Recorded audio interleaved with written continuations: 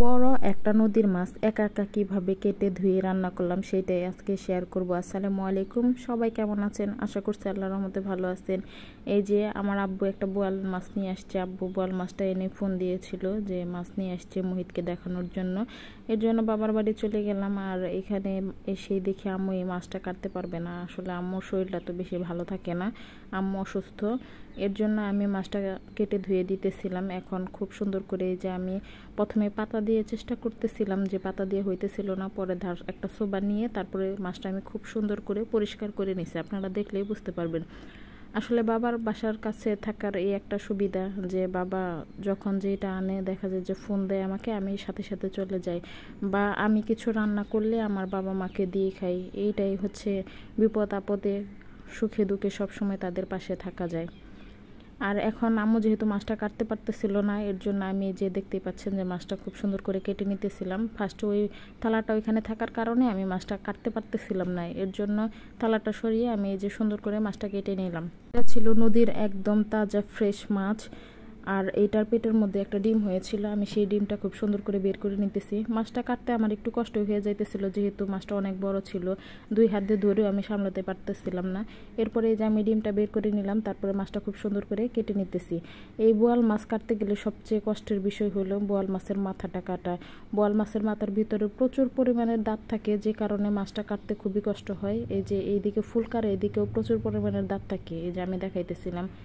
এর জন্য আমার হাতটা একদম পুরা ফাটাফাটা হয়ে গেছে মাছটা কাটতে যেয়ে। এখন আম্মু কিছুটা পরিমাণে রান্না করবে আর কিছুটা ফ্রিজে রেখে দিবে, সেটাই দেখাচ্ছিলাম।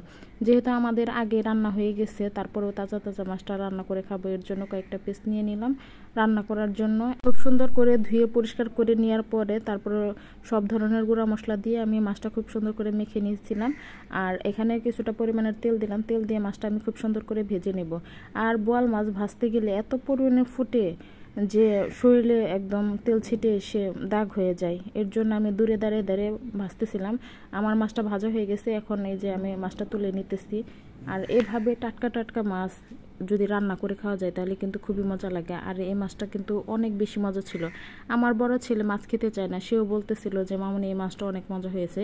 এরপর আমি একই তেলের উপরে কিছুটা পরিমাণে কাঁচামরিচ পেঁয়াজ কুচি দিয়ে কিছুক্ষণ ভেজে নেওয়ার পরে এরপরে দিয়ে দিয়েছিলাম আদা রসুনের পেস্ট। আদা রসুনের পেস্টটা আমি কিছুক্ষণ ভেজে নিয়েছি।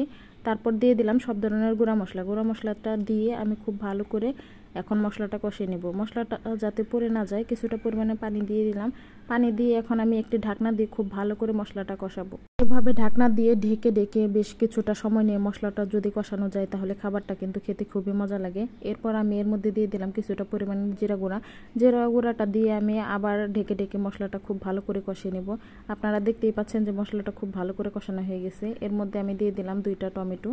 এরপর টমেটোটা দিয়েও আমি ঢাকনা দিয়ে ঢেকে বেশ কিছুক্ষণ কষিয়ে নেব। এভাবে কষিয়ে নেওয়ার পরে যখন টমেটোটা সিদ্ধ হয়ে গেছে তখন একটা ভাজার কাঁটার সাহায্যে আমি কিছুটা ভেঙে দিতেছি। এভাবে টমেটোগুলো ভেঙে দিলে ঝোলটা অনেক গাঢ় হয়, খেতেও খুব মজা লাগে। এরপর দিয়ে দিলাম কিছুটা পরিমাণে পানি দিয়ে আমি মাছগুলো এখন দিয়ে দিব। আর নদীর মাছ খেতে তো এমনি খুব মজা লাগে, তাও যদি হয় এরকম টাটকা টাটকা এনে সাথে সাথে কেটে ধুয়ে রান্না করা হয় তাহলে তো কোনো কথাই নেই। আর এদিকে আমার ঝোলটাও বলক চলে আসছে। আমি এইভাবে ঢাকনা দিয়ে ঢেকে কিছুক্ষণ রান্না করে নিতে, এরপর ঝোলটা গাঢ় হয়ে গেলে আমি নামিয়ে নেব। আপনারা দেখতেই পাচ্ছেন যে রান্নাটা কতটা লোভনীয় হয়েছে, দেখতে কতটা সুন্দর হয়েছে, আর খেতেও কিন্তু অনেক মজা হয়েছিল। আপনারা বাসায় এভাবে ট্রাই করে দেখবেন, আশা করি ভালো লাগবে। সবাই ভালো থাকবেন, আল্লাহ হাফেজ।